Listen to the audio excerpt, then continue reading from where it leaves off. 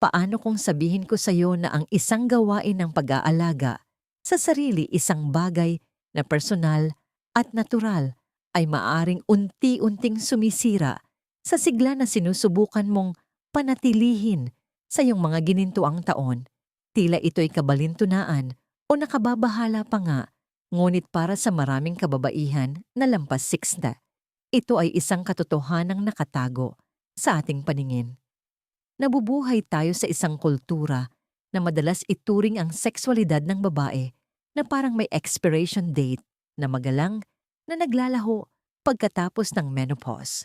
Ang malawakang mitong ito ay isang malaking pagkukulang sa milyon-milyong masisigla at dinamikong kababaihan na niyayakap ang buhay ng may higit na karunungan at kalayaan kaysa dati. Ang pagnanasa para sa intimasya, koneksyon at kasiyahan ay hindi naglalaho kasama ng huling regla. Ito'y nagbabago lamang. At sa pagbabagong iyon, ang ating mga kasanayan ay dapat ding magbago. Kumusta? Ako si Dr. Mila De La Paz. Sa loob ng mahigit 2 dekada, nagkaroon ako ng pribilehiyong maglingkod bilang isang gynecologist na dalubhasa sa mga natatanging pangangailangang pangkalusugan ng mga kababaihan na naglalakbay sa buhay pagkatapos ng bita. Ang aking klinika na matatagpuan sa maaraw na komunidad ng Alabang Muntinlupa ay naging isang kanlungan para sa mga kababaihan na hindi lamang naghahanap ng lunas sa mga karamdaman, kundi upang aktibong mapabuti ang kalidad ng kanilang buhay. Nakausap ko na ang libu-libong kababaihan, mga retiradong guro mula sa Cebu, mga lola mula sa Davao, mga alagad ng sining na sa wakas ay nagkaroon ng oras para sa kanilang sining sa kanilang mga tahanan sa Baguio, at may isang karaniwang sinulid na dumadaloy sa kanilang mga kwento. Muli nilang natutuklasan ang kanilang sarili, ngunit madalas ay nararamdaman nilang kulang sila sa gabay para sa nagbabagong tanawin ng kanilang sariling mga katawan. Ang katotohanan ng pansariling kasiyahan, self-pleasure, ay isang malusog normal at kapaki-pakinabang na bahagi ng pangkalahatang kalusugan na nagpapabuti ng mood, nagpapahusay ng tulog at nagtataguyod ng isang positibong relasyon sa iyong sariling katawan. Gayunpaman, ang mga gawi at pamamaraan na epektibo noong ikaw ay nasa 30s o 40s ay maaaring hindi na angkop sa kasalukuyang pangangailangan ng iyong katawan. Sa katunayan, ng ilan sa mga lipas na gawi na ito ay maaaring humantong sa discomfort, paulit-ulit na impeksyon at isang mabagal na pagguho ng kumpiyansa at pisikal na kagalingan. Ngayon, hawiin natin ang tabing sa paksang ito na madalas ay hindi na pag-uusapan. Lalampasan natin ang katahimikan at kahihiyan at ibabahagi ko sa inyo ang 5 karaniwang gawi sa pansariling kasiyahan na maaring nakakasama sa inyong sigla, at higit sa lahat, bibigyan ko kayo ng simple at nagpapalakas loob na mga solusyon upang maibalik ang inyong ginhawa, kalusugan at kagalakan. Ang una at pinakalaganap na isyu na aking natutugunan ay ang tinatawag kong panlilinlang ng panunuyo. Ito ang gawin ng pagpapatuloy sa intimong paghipo o pansariling kasiyahan nang walang sapat na pampadulas o lubricant sa pag-aakalang ang iyong katawan ay tutugon at aakma tulad ng ginagawa nito mga dekada na ang nakalipas. Ito marahil ang pinakamauunawaan ngunit pinakamabigat na pagkukulang. Bago mag-menopause, ang hormone na estrogen ay nagsilbing parang isang dalubhasang hardinero para sa mga tissue sa ari, pinapanatili itong makapal na babanat at natural na basa. Kapag ikaw ay naaaraw sa isang bugso ng daloy ng dugo, ang mag-uudyok sa mga glandula na gumawa ng sapat na lubrikasyon. Ngunit habang bumabagsak ng husto ang antas ng estrogen pagkatapos ng menopause, nagbabago ang buong kapaligiran sa ari. Ang kondisyong ito na kilala bilang genitourinary syndrome of menopause (GSM) o mas simpleng vaginal atrophy ay nagiging sanhi ng pagnipis, pagkawala ng pagka-flexible at panunuyo ng mga pader ng ari. Ang pagpapatuloy sa parehong uri ng pagpapasigla Sa mga mas delikadong tissue na ito, nang walang panangga, ay tulad ng pagsubok na pakintabi ng isang mamahaling mesang gawa sa kahoy. Gamit ang isang tuyong basahan, lumilikha ito ng pagkikiskisan, iritasyon, at pinsala. Ang kahalagahan ng pagtugon dito ay hindi maaaring maliitin dahil ito ay higit pa sa pansamantalang discomfort. Ang pagkikiskis na ito ay maaaring magdulot ng maliliit na punit, microscopic tears, sa pinong tissue ng ari at vulva. Ang maliliit na gasgas na ito ay hindi lamang masakit, kundi lumilikha rin ng perpektong pasukan para sa bakterya. Marami na akong naging pasyente tulad ni Aling Elena, isang 60 taong gulang na masugid na hardinera mula sa Tagaytay, na dumating sa akin na may nakakabahalang siklo ng paulit-ulit na urinary tract infections UTIs. Siya ay maselan sa kanyang kalinisan at hindi maintindihan ang sanhi. Matapos ang isang magiliw na pag-uusap, naging malinaw na ang kanyang mga gawi sa solo sexual ay hindi nagbago, ngunit ang kanyang katawan ay nagbago. Ang iritasyon mula sa pagkikiskisan ay nagpapapaga sa kanyang urethra at ginagawa siyang madaling kapitan ng UTI. Ito ay lubhang karaniwan.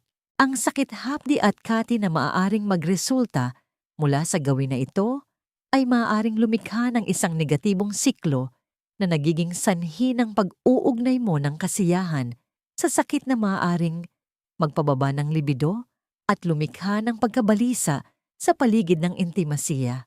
Hindi lamang ito usapin ng ginhawa.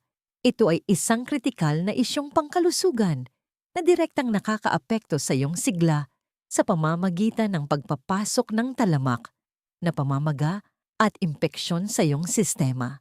Ang solusyon ay parehong simple at nagpapalaya yakapin ang mga dekalidad at ligtas sa katawan na lubricant bilang iyong bagong matalik na kaibigan.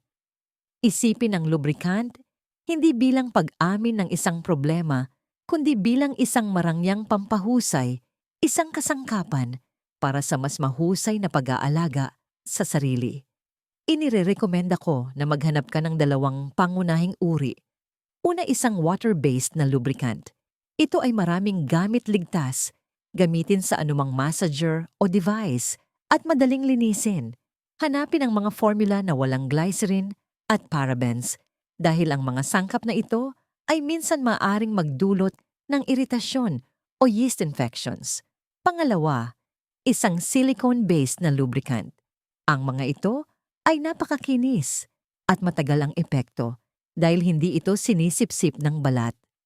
Perpekto ito para sa mas mahabang sesyon o para sa mga kababaihan na may mas matinding panunuyo. Ang tanging paalala ay hindi ito dapat gamitin kasama ng mga laruang gawa sa silicone dahil maaari nitong sirain ang material sa paglipas ng panahon. Ang susi ay maging mapagbigay.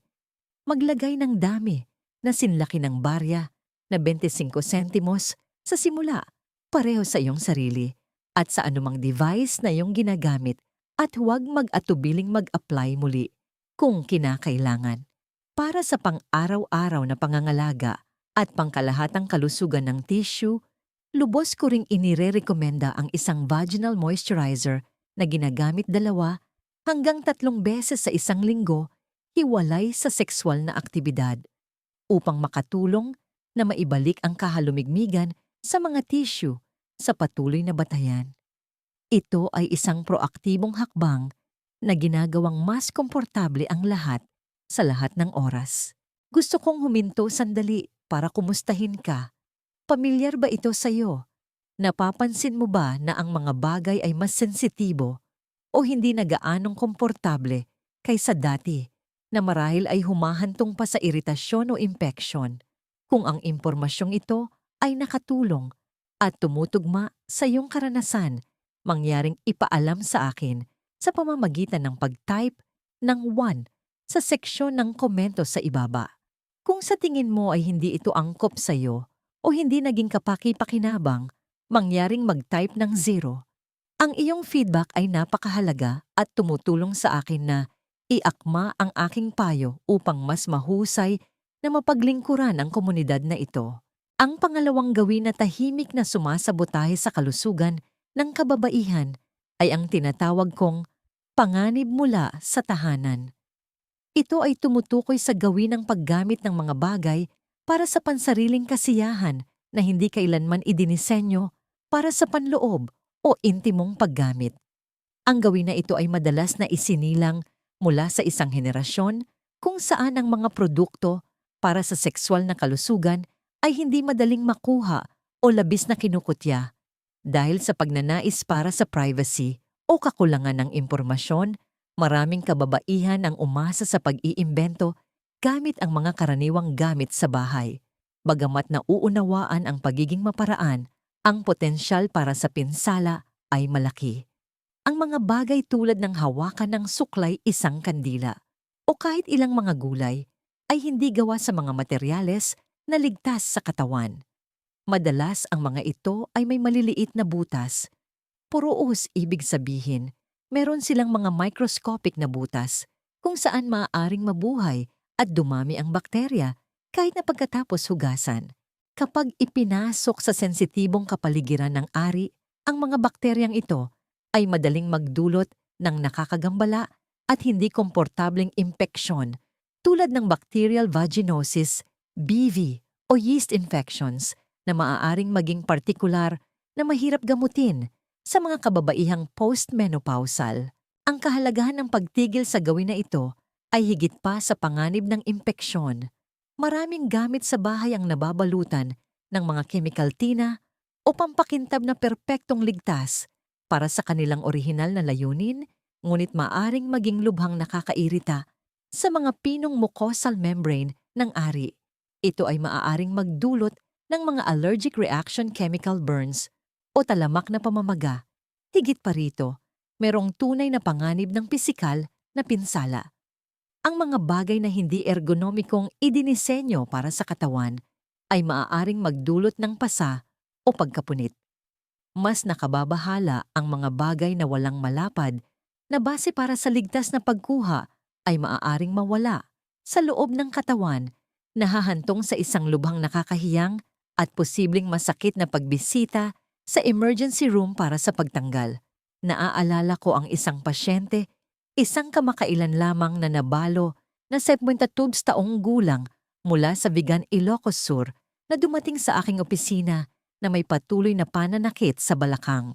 Sa aming kumpidensyal na konsultasyon, inamin niya nang may malaking kahihiyan na isang maliit at makinis na takip mula sa isang produktong pampaganda ang naipit at labis siyang nahihiya na pumunta sa ospital. Nagawa naming alisin ito sa opisina, ngunit ang insidente ay nagdulot sa kanya ng malaking emosyonal na pagkabalisa at isang bahagyang impeksyon. Ang kanyang kwento ay isang makabagbag damdaming paalala na ang privacy ay hindi dapat isakripisyo para sa kaligtasan. Ang solusyon dito ay ang mamuhunan sa iyong sariling kapakanan sa pamamagitan ng pagpili ng mga produktong partikular na idinisenyo para sa sexual na kalusugan. Ang merkado ngayon ay lubos na naiiba kaysa noong 30 o 40 taon na ang nakalipas. Maaari ka nang maingat at madaling bumili ng dekalidad at ligtas sa katawan na mga sexual wellness device online na ihahatid mismo sa iyong pintuan sa simpleng balot. Kapag namimili, ang pinakamahalagang salik ay ang material. Maghanap ng mga produktong gawa sa 100% medical-grade silicone. Ang material na ito ay non-porous, ibig sabihin ito ay napakalinis at madaling linisin ng lubusan gamit ang maligamgam na tubig at banayad na sabon. Ito rin ay hypoallergenic, matibay at may malambot na pakiramdam na parang balat. Ang iba pang ligtas na materyales ay kinabibilangan ng ABS plastic na matigas at non-porous at borosilicate glass na maaaring painitin o palamigin para sa temperature play at ganap ding non-porous. Sa pamamagitan ng paggawa ng isang mulat na pagpili na gumamit ng mga produktong idinisenyo para sa iyong katawan, hindi mo lamang pinipigilan ang impeksyon at pinsala.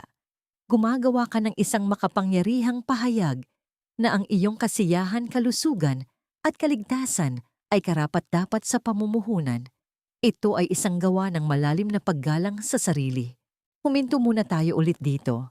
Nag-alinlangan ka na ba na bumili ng isang sexual wellness product dahil sa mga alalahanin sa privacy o stigma? Ang impormasyon ba tungkol sa mga materyales na ligtas sa katawan ay naglilinaw kung bakit napakahalaga ng mga produktong ginawa para sa layuning ito para sa iyong kalusugan. Kung nahanap mong nakapagbibigay liwanag ang seksyon na ito, mangyaring mag-type ng wa sa mga komento. Kung hindi mangyaring mag-type ng 0.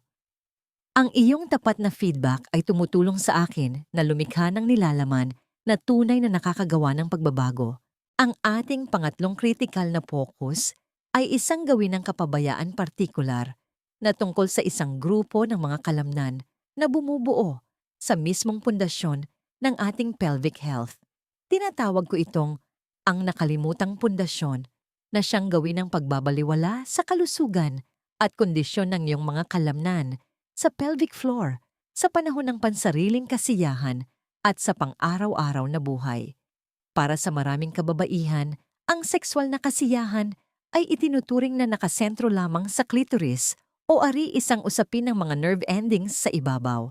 Maaaring hindi nila alam na ang kalidad tindi at maging ang posibilidad ng orgasm ay malalim na konektado sa isang network ng mga kalamnan na nakasabit na parang duyan sa base ng balakang. Sinusuportahan ng mga kalamnan na ito ang iyong pantog matris at bituka. Mahalaga rin ang mga ito para sa sexual na tungkulin. Ang isang malusog na pelvic floor ay may magandang tono, kakayahang umunat, at daloy ng dugo na lahat ay nag-aambag sa mas mataas na pagka-arouse at mas malakas, mas kasiya siyang mga orgasm. Habang tayo ay tumatanda at partikular na pagkatapos ng panganganak at dahil sa mga pagbabago sa hormonal, ang mga kalamnan na ito ay maaring humina at mawala ng tono. Ang pagbabaliwala sa kalusugan ng pundasyong ito ng kalamnan ay isang malaking pinsala sa pangmatagalang sigla.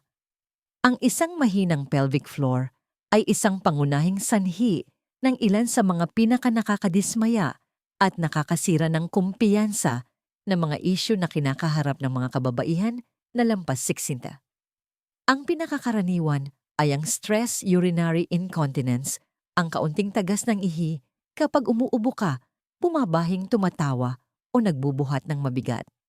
Maaari rin itong humantong sa pelvic organ prolapse kung saan ang mga pelvic organ ay nagsisimulang bumaba na nagdudulot ng pakiramdam ng kabigatan o umbok sa ari.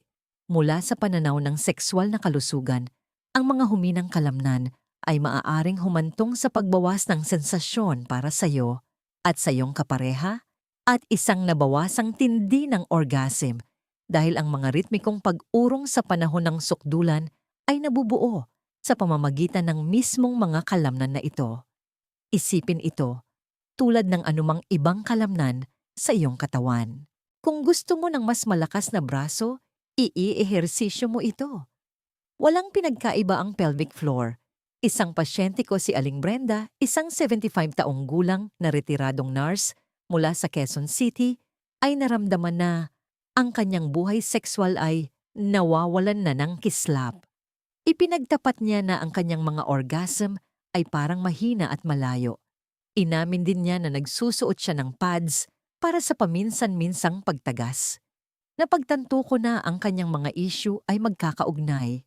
Ang kanyang sigla ay nakokompromiso sa dalawang larangan dahil sa isang pinag-uugatang sanhi. Ang solusyon ay aktibo at may kamalayang gamitin at palakasin ang iyong pelvic floor sa pamamagitan ng mga target na ehersisyo na pinakatanyag na kilala bilang Kegels. Ngunit ang tamang paggawa nito ang susi. Upang matukoy ang tamang mga kalamnan, subukang pigilan ang daloy ng ihi sa kalagitnaan ng pag-ihi. Iyon ang mga kalamnan na gusto mong paganahin. Huwag gawing ugali ang paggawa nito habang umiihi dahil maari itong makagambala sa tamang pag-alis ng laman ng pantog.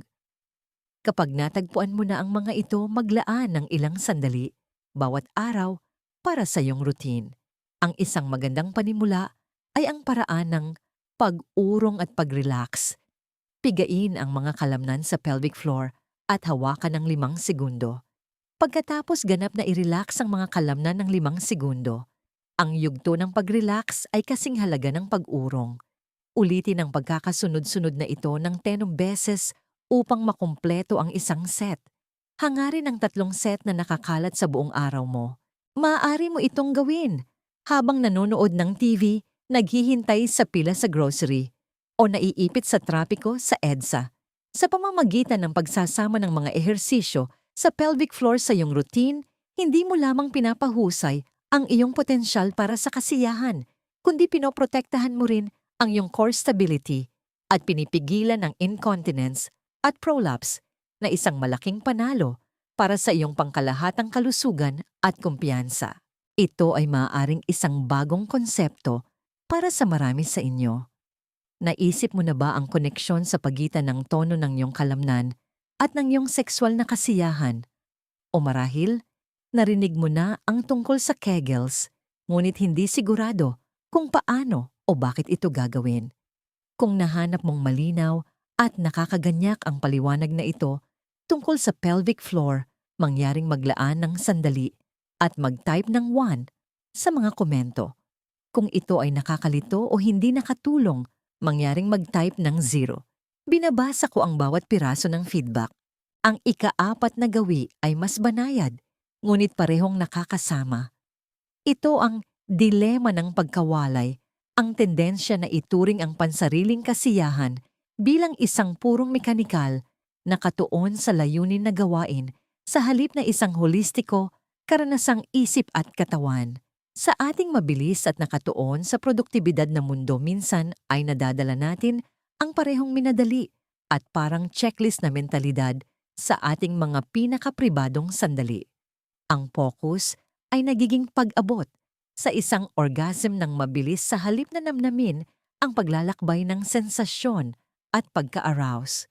Ang gawin na ito ay maaaring palalain ng stress, pagkabalisa, tungkol sa imahe ng katawan, mga natitirang damdamin ng pagkakasala o isang isip na puno ng mga dapat gawin at mga alalahanin.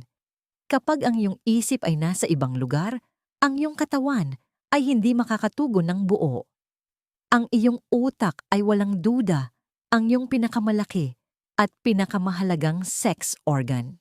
Ito ang naglalabas ng mga neurotransmitter na nagbibigay daan sa kasiyahan at kumokontrol sa hormonal cascade na nagpapadali sa pagka-arouse. Kung ang iyong utak ay abala sa stress, abala ito sa paggawa ng cortisol, isang hormone na nagsisilbing isang malakas na pamatay-gana. Ang kahalagahan ng pag-uugnay sa agwat na ito ng isip at katawan ay sentral sa pag-unlock ng tunay na sigla. Kapag ang pansariling kasiyahan ay purong mekanikal, maaari itong maging hindi kasiyasya at paulit-ulit na nagpapatibay sa maling salaysay na ang iyong katawan ay hindi na gaanong tumutugon kaysa dati. Ang katotohanan ay madalas na ang iyong isip ay hindi binibigyan ng espasyo upang makilahok. Ang tunay na sexual na kalusugan ay hindi lamang tungkol sa kawalan ng sakit o dysfunction. Ito ay tungkol sa pagkakaroon ng kagalakan, koneksyon, at pagiging mulat. Ang paglinang ng koneksyon ng isip at katawan sa panahon ng pansariling kasiyahan ay maaaring magbawas ng pangkalahatang antas ng stress, magpabuti ng imahe ng katawan, at palalimin ang iyong pag-unawa sa iyong sariling nagbabagong mga pattern ng pagka-arouse. Binabago nito ang gawain mula sa isang simpleng pisikal na pagpapakawala tungo sa isang malalim na kasanayan ng pag-aalaga sa sarili at pagninilay. Ito ay tungkol sa pagiging ganap na naroroon sa iyong sariling balat na isang kasanayan na sumisikat sa bawat iba pang sulok ng iyong buhay na nagpaparamdam sa iyo na mas matatag, nakasentro at buhay. Ang solusyon ay ang sadyang pagsasanay ng pagiging mulat, mindfulness at paglikha ng isang sensual na ritual. Hindi ito kailangang maging komplikado. Nagsisimula ito sa pagtatakda ng isang intensyon, maglaan ng isang tiyak na oras kung saan alam mong hindi ka maaabala o magmamadali. Patayin ang iyong telepono at diliman ang mga ilaw. Marahil ay maaari kang magsindi ng kandila na may amoy na gusto mo o magpatugtog ng nakakakalmang musika. Ang layunin ay magbigay ng senyales sa iyong utak na ang oras na ito ay iba. Ito ay sagradong oras para sa iyo. Bago mo pa man simulang hawakan, ang iyong sarili huminga ng 5 malalim at mabagal na paghinga. Huminga papasok sa iyong ilong. Sa loob ng 4 na bilang pigilin ng 4 na bilang at dahan-dahang huminga palabas sa iyong bibig sa loob ng 6 na bilang. Ang simpleng gawaing ito ay tumutulong na ilipat ang iyong nervous system mula sa isang estado ng stress patungo sa isang estado ng pag-relax. Habang sinisimulan mong hawakan ang iyong katawan, mag-focus sa sensasyon. Pansinin ang temperatura, ang tekstura, ang presyon. Palawakin ang iyong focus lampas sa mga ari lamang. Galugarin ang balat sa iyong leeg, iyong mga panloob na hita iyong tiyan. Sa pamamagitan ng pagbagal at paggamit ng lahat ng iyong mga pandama, inaanyayahan mo ang iyong isip na maging isang ganap na kalahok na tiyak na hahantong sa isang mas mayaman, mas malalim na kasiya siya at nakapagpapanumbalik na karanasan. Tumutugma ba sa iyo ang ideyang ito ng pagkawalay ng isip at katawan? Minsan ba ay nahuhuli mo ang iyong isip na gumagala o nagmamadali sa mga sandaling dapat ay para sa iyo? Kung ang konseptong ito ng may kamalayang pansariling kasiyahan ay nag-aalok ng isang bago at kapaki-pakinabang na pananaw, mangyaring mag-type ng 1 sa ibaba. Kung ito ay tila masyadong abstrakto o hindi nakakatulong, mangyaring mag-type ng 0. Sa wakas dumating tayo sa pinakapundamental at marahil pinakanakapipinsalang gawi sa lahat, ang bilangguan ng pagiging pribado.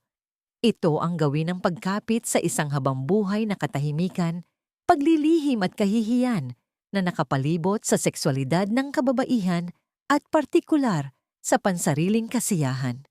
Para sa mga kababaihan na lumaki noong 1950s, 60s o kahit 70s ang paksa ay lubos na bawal.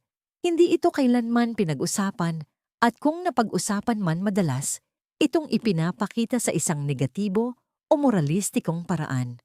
Ang malalim na nakatanim na cultural conditioning na ito ay nagturo sa mga henerasyon ng kababaihan na ang kanilang mga sexual na damdamin ay isang bagay na dapat pigilan baliwalain o kahit man lang itago ng lubusan. Pinipilit ng lihim na ito ang mga kababaihan na harapin ang kanilang sexual na kalusugan ng mag-isa, nang walang benepisyo ng tumpak na impormasyon, ibinahaging karunungan o propesyonal na gabay. Ang katahimikang ito ay isang bilangguan na pumipigil sa mga kababaihan na humingi ng tulong kapag kailangan nila ito ng higit. Ang kahalagahan ng pagbuwag sa bilangguan ng kahihiyan na ito ay hindi maaring palakihin dahil ito ang pinag-uugatang sanhi na nagpapahintulot sa lahat ng iba pang nakapipinsalang gawi na umusbong. Ang isang babaeng nababalot sa kahihiyan ay ang siyang gagamit ng isang gamit sa bahay dahil masyado siyang nahihiya na pumasok sa isang tindahan o umorder ng tamang device online. Siya ang magtitiis sa masakit na pakikipagtalik o self-stimulation ng walang lubricant dahil masyado siyang nahihiya na banggitin ito sa kanyang doktor. Siya ang naniniwala na ang kanyang paulit-ulit na UTIs o damdamin ng kawalang kasiyahan ay isang personal na pagkukulang o simpleng hindi maiiwasan malungkot na kapalaran ng isang tumatandang babae. Ang kahihiyang ito ay isang magnanakaw. Ninanakaw nito ang kagalakan, inaagaw sa iyo ang kumpiyansa at direktang nakakasama sa iyong pisikal na kalusugan sa pamamagitan ng pagpigil sa iyo na ma-access ang mga simpleng solusyon at pangangalaga na nararapat sa iyo. Ang iyong sigla ay likas na nauugnay sa iyong kakayahang mamuhay ng totoo at alagaan ang iyong buong sarili nang walang paghuhusga. Ang pagbasag sa katahimikang ito ang pinakahuling gawa ng pagpapalaya sa sarili. Ang solusyon ay isang 2 bahaging diskarte, muling pag-aaral at matapang na pakikipag-usap. Una, aktibong muling turuan ang iyong sarili. Ituring ang pansariling kasiyahan hindi bilang isang lihim na may kasalanan, kundi bilang isang lehitimo at mahalagang haligi ng iyong gawain sa pag-aalaga sa sarili. Walang pinagkaiba sa pagkain ng masustansyang dieta, pagkuha ng magandang tulog sa gabi, o paglalakad sa isang magandang parke tulad ng Luneta Park sa Maynila o Burnham Park sa Baguio. Ito ay isang kasangkapan para sa pagbabawas ng stress, pagpapataas ng mood at pisikal na kalusugan. Maghanap ng maaasahan batay sa ebidensya na impormasyon mula sa mga pinagkakatiwalaang mapagkukunan tulad ng North American Menopause Society NAMS o mga kagalang-galang na health blog ng universidad. Pangalawa, magsanay ng matapang na pakikipag-usap. Hindi ito nangangahulugan na kailangan mong ipahayag ito sa buong mundo, ngunit nangangahulugan ito ng paghahanap ng isang ligtas na tao na makausap. Para sa karamihan ito ay dapat ang iyong healthcare provider, partikular ang iyong gynecologist. Pakiusap, pakinggan ninyo ako kapag sinabi ko, ito hindi kami narito para husgahan kayo. Mayroon kaming mga ganitong pag-uusap araw-araw. Kapag lumapit kayo sa amin na may alalahanin tungkol sa panunuyo sakit o mababang libido, binibigyan ninyo kami ng pagkakataon na tulungan kayo. Ito ang aming sinanay na gawin at kung bakit kami narito. Sa pamamagitan ng pagsasabi ng iyong alalahanin, nang malakas inaalis mo ang kapangyarihan nito at binabago ito mula sa isang pinagmumulan ng kahihiyan tungo sa isang simpleng tanong pangkalusugan na handa ng malutas. Ito ang ating huling check-in at ito'y isang malaking usapin.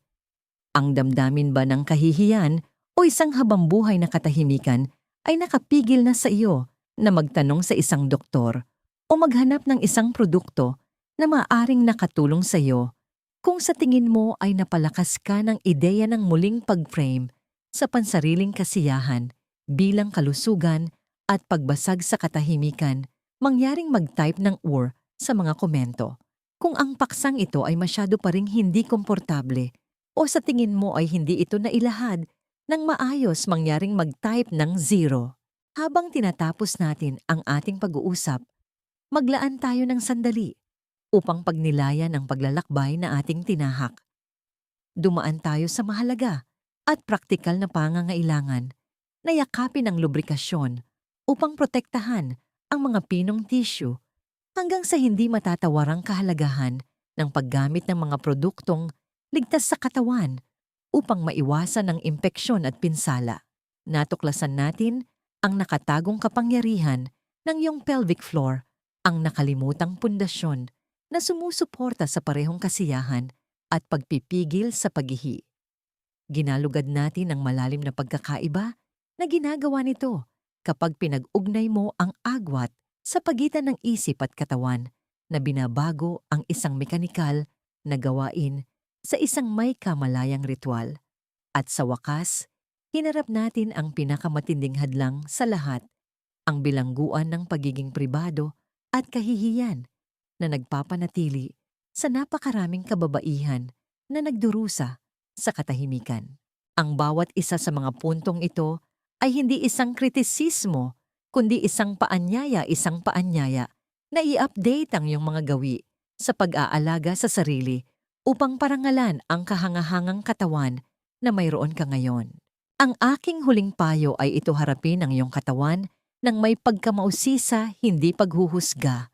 Ang mga pagbabagong nararanasan mo ay hindi isang senyales ng paghina, kundi isang hudyat na oras na para sa isang bagong diskarte, isang mas malambing at may kaalamang paraan ng pag-aalaga sa iyong sarili. Ang kabanatang ito ng iyong buhay ay hindi isang epilogo. Ito ay isang buong bagong tumo at hawak mo ang panulat. Taglay mo ang karunungan ng karanasan at ngayon ilang bagong kaalaman upang matulungan kang magsulat ng isang kwentong puno ng sigla, kagalakan at walang paumanhing kasiyahan. Dinala ka ng iyong katawan sa isang habambuhay na mga karanasan. Nagmahal ito, nag-alaga, nagtrabaho at hinarap ang mga bagyo. Nararapat dito ang iyong kabaitan, iyong atensyon at ang pinakamahusay na pangangalaga na maaari mong ibigay. Nais kong iwan sa inyo ang isang huling aral na naging pundasyon ng aking practice at ng aking buhay, ang pinakamalalim at pangmatagalang gawa ng pag-aalaga sa sarili ay ang kaalaman sa sarili, sa pamamagitan ng paglalaan ng oras upang maunawaan kung paano gumagana ang iyong katawan ngayon, upang pakinggan ang mga bagong pangangailangan nito at upang tumugon ng may habag at talino. Binibigyan mo ang iyong sarili ng isang regalo na magpapayaman sa bawat araw. Binabawi mo ang iyong kapangyarihan at pinagtitibay ang iyong halaga. Tunay na gusto kong marinig mula sa inyo. Alin sa 5 puntong ito ang pinakatumatak sa iyo? Mayroon bang maliit na pagbabago na naramdaman mong nais mong gawin pagkatapos ng ating oras na magkasama ngayon? Mangyaring ibahagi ang iyong mga saloobin sa seksyon ng komento sa ibaba. Ang iyong kwento, iyong tanong, o iyong sandali ng pagkatanto ay maaaring eksakto ang kailangan basahin ng isa pang babae sa komunidad na ito upang hindi makaramdam ng pag-iisa at mas maging malakas. Kung nahanap ninyong mahalaga ang impormasyong ito at naniniwala kayong makakatulong ito sa iba, mangyaring ibahagi ang artikulong ito sa inyong mga kaibigan, inyong mga kapatid na babae, o sino mang babae sa inyong buhay na nararapat mabuhay ng may sigla at kagalakan.